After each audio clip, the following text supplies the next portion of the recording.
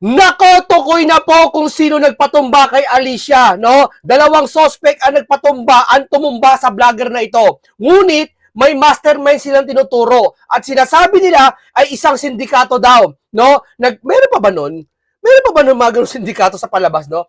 Ano, bakit naman ipapatumba itong si Alicia ng dalawang sindikato? Pero bago yan, no? Si Ka Eric Celis po, may bibigyan tayo ng tip na kung sino at maaaring possible. Hindi naman kung sino, no? May possible na mangyari. Dahil alam naman natin, sa oras ng tayo ay kagipitan na, kumbaga, ika nga, halimbawa, nasa adrenaline rush na tayo, no? Ang tao kasi pag naiipit, ang tao kasi pag napapahiya, ang tao pag wala ng pag-asa, nagkakaroon siya ng isang natatanging abilidad na siya na nakakagawa. Halimbawa, nakita nyo, nasusunog yung bahay. Nakita mo, mahina naman siya, hindi naman niya kayang buhatin yung rep. Pero nakita mo, nabuhat niya yung rep. Nakita nyo, sa sobrang taranta niya, sa sobrang adrenaline niya, nabuhat niya yung malaking rep. Pero yung nawala na yung sunog, hindi niya na kayang gawin. Kasi sa desperado yon, kadesperaduhan yon. Yung aso, hinahabol ka, hindi ka naman masyadong tumakbo mabilis. Pero nung hinahabol ka ng aso, tumakbo ka napakabilis. Ganun yun eh. Yung iba naman, hindi marunong lumangoy, pero biglang natutol lumangoy, yung hinahabol na siya ng pirana. Di ba? Alam mo yun, ang tao kasi nagkakaroon ng kakaibang abilidad pag pag nagigipit na. Ngayon, hindi natin alam dahil sa kagipitan nila na huwag matuklasan ang isang bagay na talagang ibubulgar ni Senator Dante Marcoleta at ng iba pa. Natatakot sila mabulgar yon. Gagawa sila ng isang bagay na hindi natin akalain na gagawin nila. Possible, di ba? Possible. Yung iba nga pinatira yung si ganito, pinatumba si ganito, pwedeng gano'n, di ba? Di natin alam, pero sa pamamagitan pa rin ng investigasyon, mangingibabaw pa rin siyempre kung ano may imbestigahan nila. Wag lang, maliban lang na mag-imbento at magturo kung sino. At ang target ay Duterte.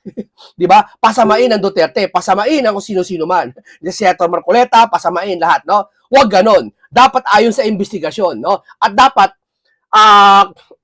ito ay malaman na ng taong bayan, di ba? Kasi nakapagtataka po mga kababayan eh.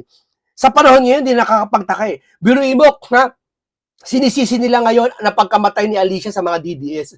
May isang vlogger, hindi lang dalawa eh. Marami, pinapakalat nila. Na ang target nila si Sarah. Si Sarah daw nagpatumba. Di ba? Mayroon man sasabi, nagpatumba ito sindikato naman daw nagpapatumba. Di ba? Pero huwag kayong maliligaw, ha? Huwag kayong maliligaw. Dahil dito po, laging timing niya nangyayari. Para isipin ng tao, timing niya nangyayari. Halimbawa, ganito. Si Marcoleta hinuli sa panahon ng impeachment trial na araw na gagawin. Hinuli. Bakit? Kasi mabigat sa kanila si Marcoleta eh. Di ba? Kaya huwag kayo papalilang. Sa kagitnaan ng isyong ito, namatay yung vlogger na yon. At yung vlogger na yon, alam naman natin, napakaingay. No? Hindi po pwedeng malabo, para sa aking panahon lang to malabong gawin ng isang Duterte na siya ay gurgurin. Bakit? Unang-una, hindi naman siya pinaka-big fish eh. Kung may gurgurin ng Duterte, bakit yung pa? Sipin mo, di ba? Kung palagay natin ang Duterte, gumugurgur talaga yung mga yan. Pero bakit siya pa? Hindi ganun kabigat ang kahit sabihin mo nangaasar siya kay Sara, nagbintang siya kay Sara, pero hindi ganun para gurgurin ni Sara. At nasa hotspot siya ngayon. Hindi niya pwedeng gawin yon, di ba? Sabi ko nga sa inyo, si Sara Duterte, magnanakaw, sa gitna ng si Tatay Digong, binabati ko si BBM, magkagalit yung dalawa. Sa tingin mo, yung dalawa, sinisilip yung dating unity, nawawala na at sinisilip yung administrasyon. Di ba? Sisilipin yung administrasyon. So, magkaaway yung administrasyon, sa tingin mo, si Sara gagawa ng kalokohan para magnakaw? Nakatutok lahat sa kanyang mata? Gets nyo? Ngayon, nakatutok sa kanya kay Sara mata lahat. Sa tingin mo, gagawa si Sara ng paggugurgur? Isipin mo yun, Hindi, wala, kahit sa natural, wala. Pero ito, sabi po dito, dalawang suspect sa paggurgur. Lalakihan ko. Dalawang suspect sa paggurgur sa vlogger na si Mima Alicia Tukoynak. Ibig sabihin, alam na nila kung sino.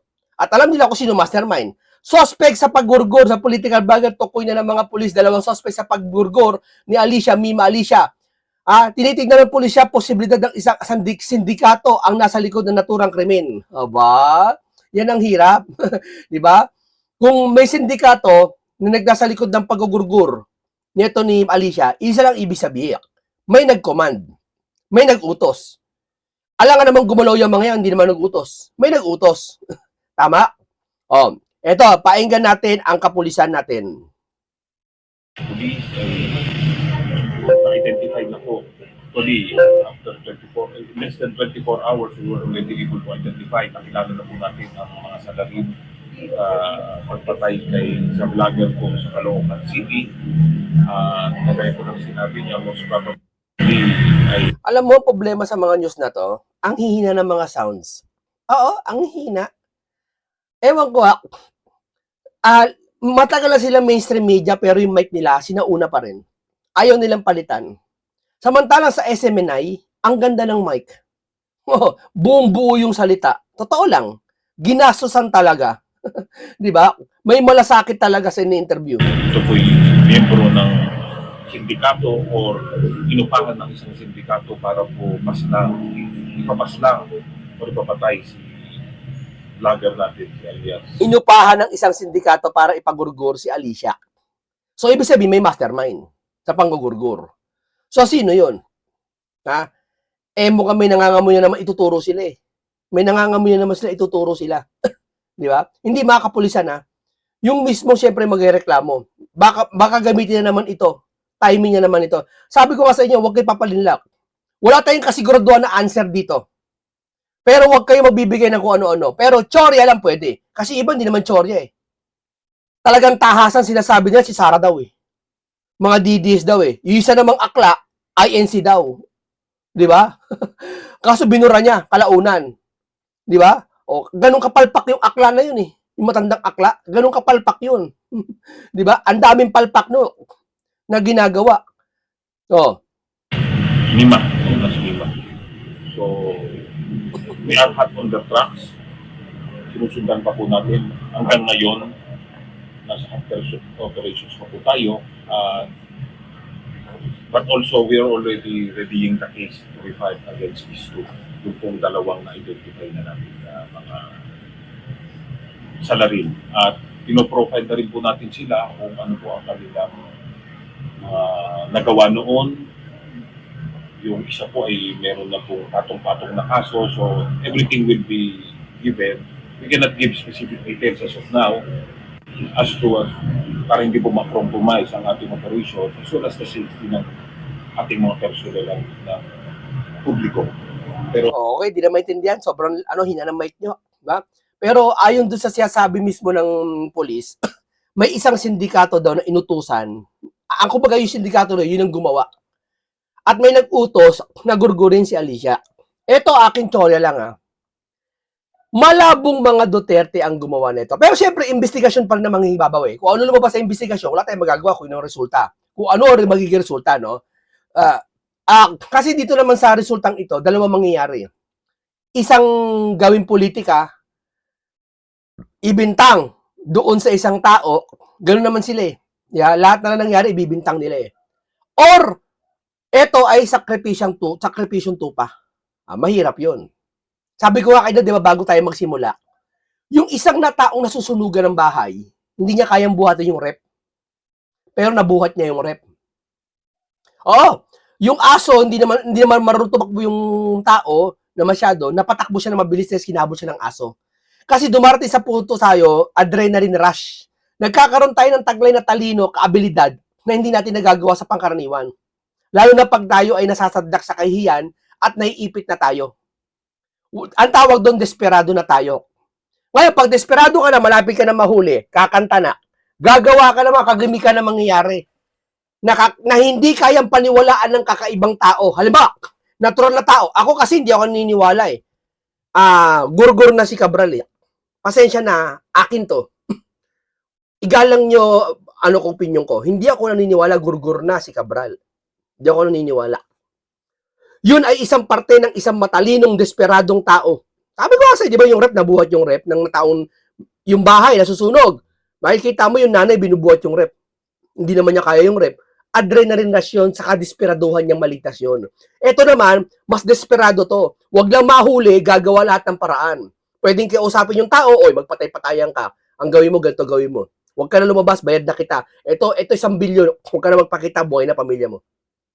Oh. Eh kung hindi naman pumapayag yung tao na magpa-plastic surgery, magpaayos na ng muka. Yung magpapatangos ng ilong, medyo hawig lang, lagi nakapiluka, lagi nakaano, o kaya magpanggap na imam ba tawag doon, na lagi nakaano, na Muslim, maraming, sana wag naman ganun, kasi may mga nangyayaring ganyan nagpapanggap sila naman kung ano-ano, matakpan lang yung mukha nila. Pero hindi naman siguro sagradong bagay naman yung kasuotan ng mga kapatid natin Muslim, no? Hindi naman siguro gayahin yun, no? Okay, lagi na naman siya naka-face mask, di ba? Kaya hindi ako niniwalang gurgur na si Cabral. Maaaring nagtatago lang siya kung saan. Kasi nakapagkataka sa kalagitnaan ng investigasyon na wala siya. Pinakita lang sa dashcam, nakaupo siya doon sa may bangin. Tumalon, DNA daw, pero hindi. Pero ayun ay para sa akin, kayang gawin yun ng taong desperado na wag mahuli. Kayang magpakulong ng tao na walang kasalanan, katulad ni Senator Marcoleta, magpakulong. Kayang harap-harapan, imbestiga, lahat ng insertion, meron. Lahat ng palawakang investigasyon, bahasa Batangas, bahasa Cavite, bahasa Valenzuela, bahasa Bulacan, lahat apaw tubig sa Bulacan. Lahat apaw Davao, lahat bahasa ka Metro Manila. Ang iimbestiga mo tagig lang. Sige, iimbestigahan mo. Harap-harapan na po tayong ginaganito. Ibig sabihin, hindi na po tayo para magtaka, talaga ba? Nagkataon lang ba to? Hindi. Sinasadya na nila to. Kasi nga, isa sa mga kaparaanan desperado to. Hindi naiisip to ng isang ordinaryong tao na, teka muna, totoo nga naman talaga may kaso si Cayetano. Baka naman talaga nagnakaw siya. Pero, sige, palagay natin nagnakaw si Cayetano. Pero ba't mo iimbestigahan ngayon? Ba't di yung kasalukuyan? At saka nakapangataka, bakit tagig ka lang? Bakit ayaw mo i-ayaw sa iba? Kaya gets nyo, lahat ng bagay na hindi mo kayang isipin na nangyayari na ngayon. Para isipin mo, ay normal lang to. Pero hindi. Hindi siya pangkaraniwan nangyayari. Tandaan niyo yan. Hindi pangkaraniwan na nangyayari ngayon. Kadesperaduhan ng Big Fish na wag mahuli. Hanggang sa si Sara gusto nila ma-impeach si Sara, lahat ng senador bawasan para yung bilang kay Sara ma-impeach si Sara. At pag na-impeach si Sara, tapos na hindi sila makukulong. Hindi dahil sa ayaw nila manalo si Sara. Kaya ayaw manalo nila, yung mga loyalista kay Sara, kasi alam nila babawi yung Sara. Kasi isipin naman, tatay nila pakulong sa dahig. Sa tingin mo, di babawi ang Sara? Yan ang mentalidad ng mga kalaban. At pakukulong sila. Hindi na para manalo si Sara. Pero pagbatay naman sa Pinklawan, kaya ayaw nila manalo si Sara, kasi ayaw talaga nila, kasi meron silang isang manok na gustong iupo. Or Lenny man or Rizak. So walang problema sa kanila yung kagustuhan nila yon. Kung gusto nila manalo yon, ipanalo nila yon. Di ba? Kaya doon lang sila nakapokus. Pero tong loyalista, iba kaisipan. Hindi naman lahat ng loyalista, no? Eto mga to, iba kaisipan. Mawala talaga si Sara. Prangkahan tayo, iwawala si Sara. Wala tayong malaking pakialam. Magahit na kayo mga taong bayan. Basta si Sara ma-impeach. Lahat, makulong senador. Lahat, ganyan. So ano ibig kong sabihin? Ba't ko siya sabi lahat to? Desperado na yung galawan. Kaya yung mga nangyari ngayong gurguran, hindi natin alam. Baka yung sinasadya. Baka sinasadya, ibintang kayo sa mga DDS. Panoorin natin si Ka Eric Celis sa kanyang pagbubunyag. At ito, hindi siya nakatiis talaga. Talagang binubunyag na lahat talaga niya. Kaya itong namatay na si Lipata, ang apelyido niya, sa real name, Mima Alicia, yun ang tagline sa kanya. Pumapasok yung parang mga namatay na siya, pero kilokutya pa. Ng ito, paalala, sorry ako lang lahat ng sinabi ko. Hindi yun sa akin lang binibigyan ko kayo ng idea. Lahat, pero hindi sorry nakulong si Marcoleta, alam niyo yan. At alam niyo kung ba't nakulong. Alam nyo, lahat na nangyayari ngayon kay Alan Cayetano, tagig lang nakatingin. Hindi yung tsorya. Pero yung mga dapat mangyari, may possible, yun ang tsorya natin. At kayo na ang bahala mag-isip. Kasi sabi ko nga, overall, hindi imposible ngayon sa panahon ngayon. Ang bagay na iniisip nyo, mangyayari pala. Totoo yan. Netizens, no? Kaya tiningnan ko yung mga naka-attach na video clips ng mga pinaggagawa niya. Doon ko lang nakita na grabe pala ang bunganga nito, imburnal. No, ang lumalabas ay mabaho at mapanirang puri talaga. Ay grabe talaga bunganga niyan. Oo, ni Mima. Alicia, grabe. Sabi nila, makatotohanan daw si Mima, ipaglaban, isang Alicia, itinumba, puro katotohanan ang sinasabi. Katotohanan ba sinasabi niya? Hindi katotohanan siya. Siguro yung iba, katotohanan. Pero yung iba hindi. At mas marami yung hindi. Nakikinig din ako sa kanya. Kaya alam ko. Sa tamang issue, hindi naman totoo at tama ang kanyang mga pananaw, binabaloktot niya ang mga bagay. Halimbawa, nakita ko doon ang isang video clip na binabastos niya si former President Rodrigo Duterte. At imbis na bring him home daw, dapat bring him bone. Ibig sabihin, umuwi na lang dito si Pangulong Duterte. Tapos sabihin nyo, kaawaan. Maawa naman kayo, wala kayong puso mga DDS, pitatawanan nyo si Mima, patay na nga. Yung ginawa nyo kay Duterte, buhay pa, pitatawanan nyo. Mas mahalaga pag-uusapan Bible man o science, mas mahalaga ang buhay kaysa patay. Kahit saan ka makarating. Kahit anong paglaban mo, mas mahalaga ang buhay kaysa patay. Medical, science, psychological, Bible, lahat mahalaga ang buhay. Sa Biblia sabi, walang anumang kabuluhan ang patay sa buhay. Hindi siya walang kabuluhan. Ni anuman pakikipag-usap, wala na. Hindi mo na makakausap patay. At sabi ni Kristo, may nakasalubong siya isang tao. Sabi niya, Panginoon, gusto ko po sumama sa'yo. Iwan mo yung ayaan mo ilibing na. Pero ayaan niyo muna ilibing ko yung aking may patay. Sabi ni Kristo sa kanya, iwan mo yan. Ang patay para sa mga may patay. Ang buhay, sumama ka sa akin, sabi ni Kristo sa ibang salin. Ibig sabihin, baliwala sa kanyang patay. Kasi ang mahalaga yung kaluluwa Kung ano yung ginawa mo dito sa mundong ito, yung kabutihan, yun ang mahalaga, hindi yung patay. Di ba? Ano ibig ko sabihin? Si Duterte, buhay pa, nilalait nila. Sino ka para makapaghusga si Duterte talagang masama na. Kung magbagong buhay ni si Duterte, hindi ba? Buhay pa ginagano mo si Duterte, mas masama ka. Yung patay, may sa Biblia, pag namatay yung masama, kinukutsa pa Kaya nga sabi sa Biblia sa Kawikaan ang masamang namatay na tao, yung bayan, yung nagdidiwang. Ngunit yung taong mabuti pag namatay, nalulungkot yung bayan. Normal yun sabi na sa Biblia yun Kung patay na siya at buto na. Kasi bring him bone, no? Tapos pinagtatawanan niya si former President Rodrigo Duterte na hanggang karton na lang ang memorya mo dito sa Pilipinas. Parang ganun ang nilalaman ng kanyang mga pinagsasabi. So masakit talaga pakinggan siya, hindi lamang doon para sa pamilya ni former President Duterte, kundi sa mga nagmamahal sa kanya, na milyong-milyong mga Pilipino. Dahil sa kanyang mabuting ginawa sa ating pamahalaan. No? Hindi siya magnanakaw, hindi siya durubo at kurakot, at kinatatakutan siya ng mga kriminal, drug addict, drogista, sindikato, mga drug lords, mga kurakot at magnanakaw sa gobyerno, mga terorista, CPP, NPA, NDF. No? Malaking impact talaga ng isang Rodrigo Duterte in the modern political history and in the status of modern governance sa Pilipinas. Kaya ganun siya ka-controversial. Pero itong si Lipata o si Mima Alicia, binabastos po niya ang dating Pangulong Rodrigo Duterte. Yun pong nakita ko. Sabihin mo, nasa katotohanan siya, puro pamabastos bunga nga niya. Sabihin niya, abala yung INC. At sabi, ipapatawag daw at paparusahan daw yung INC kasi nag-rally. Wala na sa katwiran, labag pa sa Constitution, kasi sa Constitution, pwede mag-rally, pwede ang tao mag-ano. Di ba? Yan ba mabuting tao? Hindi mabuti yan. Ang content niya, no? And then ini-insult. At batay sa Biblia, ang taong gumawa ng masama, sa kalagitnaan ng paggawa ng kasama, namatay siya. Isa lang ibig sabihin, impyerno bagsak. Hindi ako may sabi niyang Biblia. Ito niya si Senator Robin Padilla. Hindi ko sinabi si Alicia yun na impyerno bagsak. Yung nasabi ng Biblia, na kapag ang tao gumawa ng kasalanan at naabutan siya ng kamatayan niya, impyerno bagsak. Sa araw ng paghuhukom. Pagtatanggol daw sa isang karton.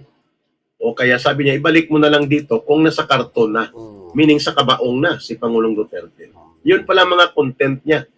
Kahapon ko lang nalaman nang kami nag-break sa meeting namin dito sa Mindanao, no, sa leaders ng mga ng iba't ibang organisasyon na nasasakupan sa umbrella ng Kampilan. May isa pa siyang video clip na patungkol naman sa pambabastos niya kay Vice President Sara Duterte. Tinatawag niyang direktang magnanakaw, at tapos kinukot siya, makasama sa, no, may babae siyang kasama. magnanakaw, pero yung flood control, wala ka siya sabihan magnanakaw. Ito lang. Wala siya sabihan magnanakaw. Meron ba siya sinabi magnanakaw? May inusig ba siya? Hindi na lang si Alicia, yung mga ibang kakampi niya na sumisimpay sa kanya, nagsabi ba kayo, yung mga congressman sangkot, magnanakaw, sinabi niyo, magnanakaw ka! Hindi, si Sara lang tinatarget nila. Oh, sige nga. Tapos pinagtatawanan nila, masasakit yung pananalita niya na wala namang sapat na datos at mga kaakibat na pagpapaliwanag ng konteksto kung bakit niya sinasabi yon. Parang malayang-malaya siya na bastusin ang pagkatao ng sinuman, lalo na dito kay Vice President Sara Duterte. May nakita ako na video clip na pumasok din, no? Kasi nag-scan ako, ano ba itong, bakit binaril ito? Ba't napatay ito at bakit maraming nagmumura at maraming nagagalit sa kanya? Kasi dumadaan siya sa feed ko, no? Ngayon, mayroon video clip doon, maiksi lang, pero siguro mga na-share ng mga netizens mula sa kanyang mga ginagawa itong si Lipata o si Mima Alicia na sinasabi niya na nagpalaglag ng bata na ipinagbubuntis si Vice President Sara Duterte. Tamo, personal na yun, ha? Sinabi niya yun para yung mga kabataan maano sa kanya. Masiraan si Sara. Nagpalaglag daw ng bata. Kayo naman talaga. O sige, palagay natin totoo yun. Palagay natin totoo yun, no? Ipagpalagay natin totoo yun. Anong pakialam mo? Anong damage sa'yo? Sige nga. Hindi, bagaman masama yun. Biblical, masama yun. Kahit sa puri ng tao, masama yun. Kasi hindi natin tinotolerate na magpalaglag. Masama yung gawain yun. Pero kung sa kanya pag-uusapan, anong pakialam mo kay Sara? Di ba? Tungkol ba sa politika yung pinag-uusapan na yan? Pero, syempre, kung may palaglag man, hindi maganda yun. Yeah. Foul na foul talaga yun. Saka, hindi mo pa, si Sara, laging kasama natin. Kayo naman, no? Mga kababayan, no? Akala mo kay lilinis ng mga to, no? At sinasabi niya, dinamay mo pa ang batang inosente sa iyong sinapupunan. Grabe po yung ganong mga atake niya na wala siyang maipakitang ebidensya o anumang makatotohanan na pagpapaliwanag kung saan niya hinugot yung ganong mga atake, no? Pag-iinsulto kay Vice President Sara Duterte na pinapalabas niya, hindi ka lang nagnanakaw, hindi ka na nagwawaldas ng lustay ng pera ng bayan sa mga travel mo, na by the way, personal funds po, personal resources ng mga Duterte, ng magkakapatid na Duterte at pamilya nila ang kanilang ginagastos. Cleared po yan sa report ng kanilang mga travel. Pag pumupunta sila at bumibisita sa kanilang ama, sa kanilang tatay na si former President Duterte. So grabe palang bunganga talaga nito, imbornal, no? Ni Mima Alicia. Kaya ako bilang isang political vlogger din, isang political commentator, nagbalik tanaw din ako at nag-reflect sa sarili ko. Kasi marami din po akong kalaban at masakit din po ako magsalita, pero hindi ganoon kay Mima Alicia na to na pinagmumura ang tao, binabastos, at walang mga... Ang mabuti lang sa kanya yung kakampi niya, Pinklawan. Huwag ganon. Tuturuan ko kayo. Maging mabuti kayo sa lahat, kahit sa kaaway nyo. Basta kung ang kaaway nyo, ikabubuti ng sambayanan o kararami, purihin nyo. Pero yung mali niya, banatan nyo. Ganon po. Truthful context or intelligent basis ang pinagsasabi ko. No? Mayroon dapat intelligent basis, Tama. may historical account, Tama. may historical perspective, Tama. at mayroong mga batayan sa pangyayari. Tama. Dati tong kadre, ha. Etong kadre to, ibig sabihin, talagang leader to ng ng malaki ang, alam nyo na. Na matalas kung sinusuri ang mga komentary ko, lalo na sa topic ng pagbubunyag at paglaban sa lumalaganap at malaganap na antas ng korupsyon at pandarambong. Kung may sindikato pa nag-utos kay Alicia, huhulihin mo yung mastermind. Ba't di yung sindikato hulihin mo? Diba? Dapat unahin mo yung sindikato. Kung may dalawang suspect, inutusan yung dalawang suspect, kasi sabi mo, sindikato ang gumawa eh. So, yung sindikato, inutusan, may nag-utos. So, dalawa uhulihin mo ngayon, tatlo. Tama? Yung bumarel, yung inutusan ng sindikato, at yung nag-utos. Tama? Aabangan namin yan, ha? Baka kasi iniisip, siya sabi niyo na may sindikato pero wala naman. Basta makapagturo lang kung sino. Pangit yan. May tina-target lang kayo kung sino. Pilipinas. And I don't take it personally against those kay Marcos Jr., kay Boying Rimulya, kay John Vic Rimulya o sa mga opisyal ng gobyerno. Inilalagay ko sa tamang konteksto at magkakaugnay sa makatotohanan ng mga pangyayari at sinusuri ko. Bagamat straightforward ako pag bumira.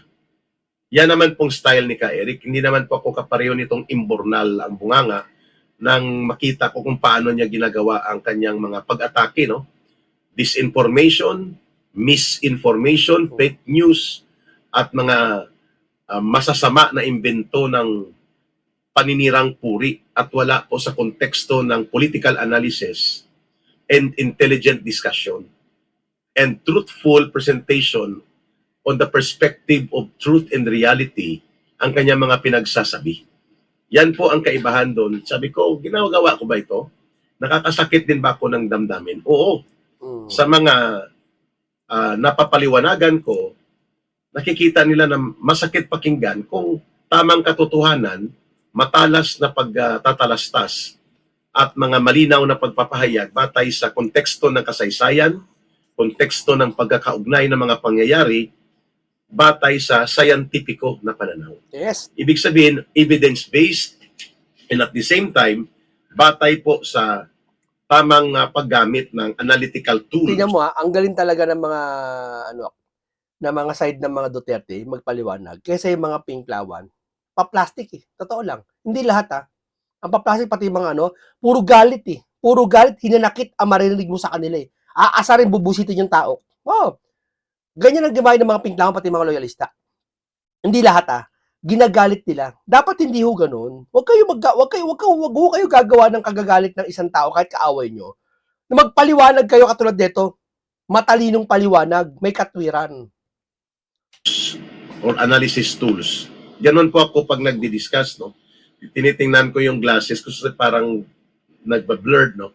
Siguro sa reflection ng ilaw yan na tumatama sa aking noo at nagre-reflect sa glasses. No?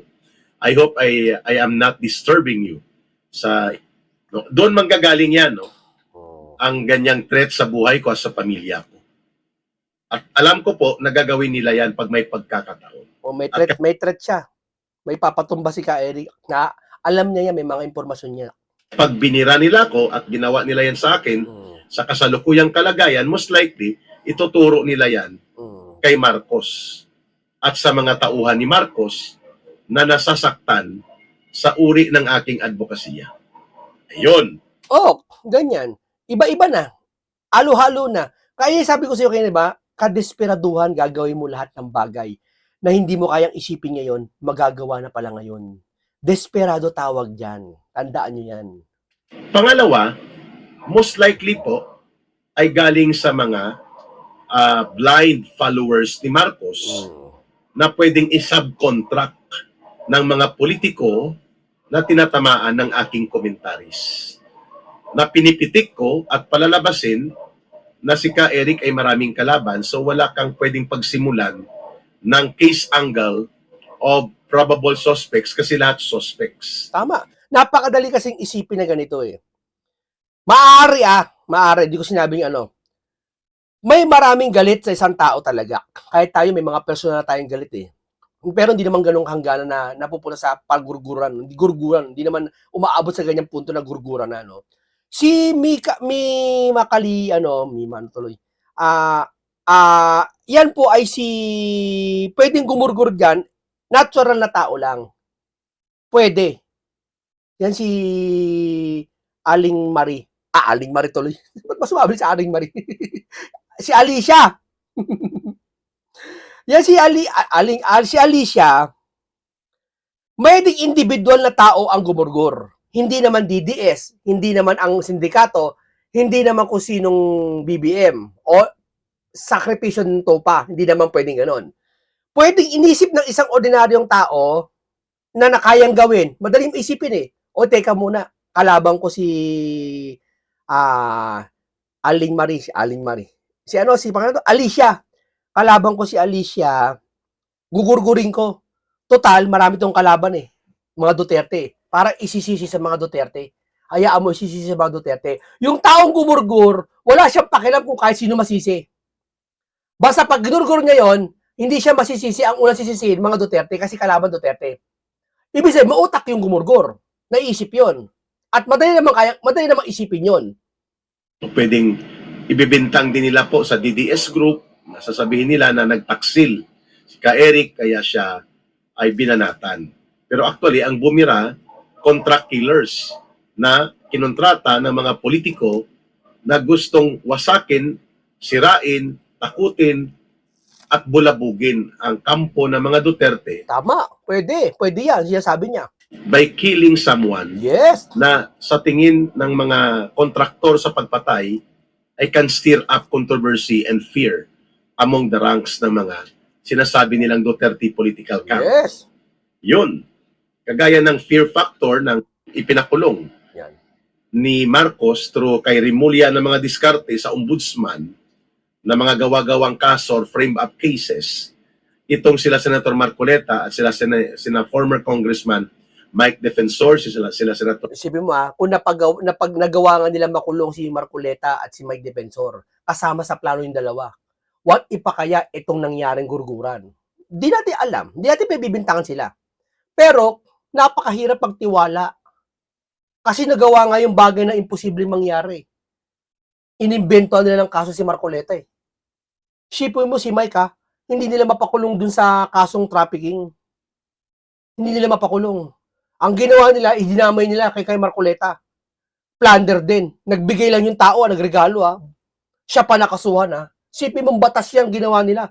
Binibendalo nila, makulong lang. Alam mo nagawa nga yung imposibleng bagay eh. Jingo Estrada at pating paggamit ng bogus at questionable na ICC arrest order Yes, laban hindi nyo ba alam, duktong-duktong lahat na nangyari? Lahat ng hindi kaalyado, kakasuhan. Ano, perfect? Perfect na ba lahat? Lahat ng sumusuporta sa Duterte, nasa side, lahat may kaso? Lahat may kasalanan? Lahat ikinulong? Sila perfecto, lahat ng loyalista, perfect, wala nakulong, wala nakasuhan, walang gumagawa ng kasalanan, pati Pingtawan? Ibig ko pala sabihin, kahit nung wala pa mga, ibig ko pala sabihin, lahat ng ito, pangyayari ngayon, puro Duterte kasalanan? Kayo naman, mag-isip kayo, walang ganyan. Kahit sa palabas, kahit sa totoong buhay, sa Biblia, walang ganyan. Kahit sa science, walang ganyan. Ano yan, perfect lahat? Perfect lahat kayo mga Pinklawan, walang kasalanan, pati mga congressman, hindi kasangkot sa maanumalyang to? Kayo, mga ano lang, mga Duterte lang, sila Marcoleta lang, pinakukulong, lahat pinakulong nyo? Diba? Na walang kasalanan, pinakulong nyo? Senator Bato de la Rosa. It sent chilling effects, no? Even sa pagpananakot ngayon na ginagawa ni Melvin Matibag ng NBI laban kay Senator Alan Peter Cayetano on the prospect of a possibility yan, pati si Alan Cayetano. Pati si Peter Alan Cayetano. Eto na, nasa target na nila. Dati target nila si Jinggoy. Usap-usapan. Hindi sila naniwala. Natuloy na kulong. Target nila si Joel, hindi naniwala. Nung lumipat, hindi na nakulong. Target nila si Marcoleta, hindi naniwala. Yun, nakulong si Marcoleta. Ngayon, target nila si Cayetano, hindi pa rin kayo maniniwala. Kayo naman. siya Biri mo lahat ng insertion, ang sisilipin lang, tagig. Tama ba yon? Hindi natin siya sabi, huwag silipin ng tagig. Kung may pagkakasala, okay, maganda. Kung may nakita kayong mali sa tagig, panagutin kung sino may sala. Pero, ang sinasabi dito, bakit tagig lang? Hindi ba? Hindi ba pang harap-harapan ng panluloko sa bayan ng Pilipino yan? O kayo, sige nga, lahat nagbabaha, iba't ibang lugar. Hindi naman lahat. Halos pero iba't ibang lugar nagbabaha. Payag ka, sisilipin mo, tagig lang. Yung sa inyo, nabaha doon, paglabas mo ng baha. Okay lang yon. Huwag na silipin nyo, tagig lang kasi kalaban nyo. Sige nga. ay makakasuhan na naman ng frame-up cases related sa sinasabing pagsasagawa noon ng Southeast Asian Games related infrastructure projects. At most likely, plunder din naman ito, ang pattern nila, non-bailable, makukulong na naman sa frame-up cases si Senator Cayetano. Ito yung tinatawag na chilling effect. Pero wala pa pong pinapatay doon sa identified to be aligned to the Duterte political camp Nakapareho sa pag-identify nila sa akin na ganun daw ang aking katayuan. At pwedeng ito kapag pinatay, wag sanang mangyari yan, malungkot din ang pamilya ko at maapektuhan ang aking pamilya. At kapag pinatay o napatay si Ka Eric, sa kaparehong sirkumstansya ngayon itong alias Mima Alicia, magkakaroon din po ito ng chilling effect, fear factor sa hanay po ng mga lumalaban sa korap at mandarambong. may possible din naman na kaya ginurguro yan para magalit yung kapwa vlogger. Lalo mag-away-away. Lalo mapagtapan yung flood control. Pwede. Pero di natin alam kung sino gumawa niyan. Pero yung gumawa niya malamang, masama ugali.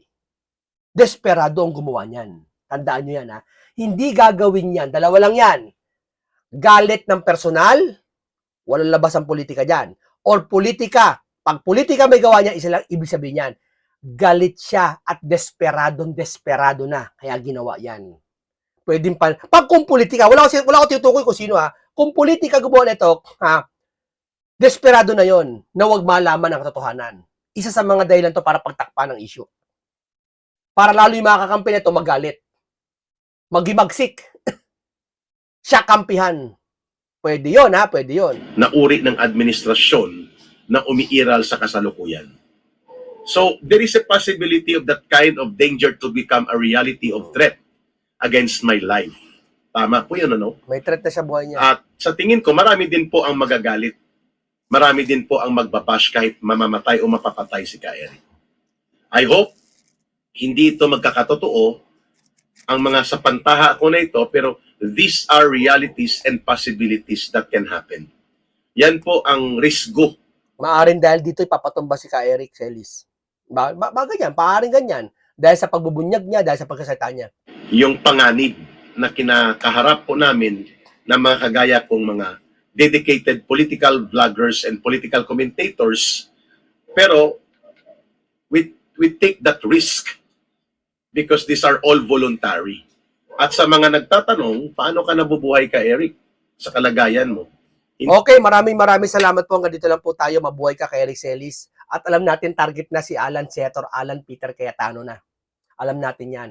At talaga alam natin si Setor Cayetano, may binubunyag na. Diba? Kaya maling sabihin ng mga network, ng mga mainstream media, iba, na si Cayetano daw madaldal, maingay. Kayo una nag-ingay kay Cayetano. Kayo ang unang tumira dyan. Tatatahimik yung tao na yan. Hindi yan nangingilam sa flood control issue yan, di ba? Yung Blue Ribbon si Pinky, nangingilam ba si Cayetano? Hindi naman nangingilam eh. Ay, naayaan lang kayo eh. Tapos siya na tinatarget nyo, tinitira nyo na. Ay, sabihin nyo, si Cayetano may kasalanan? Huwag kami. Alam namin ang nasimulan. Okay, isang makabuluhan talakayan, komentaryong punong-puno ng karunungan at kaalaman. Ingat lagi, paalam po sa inyong lahat.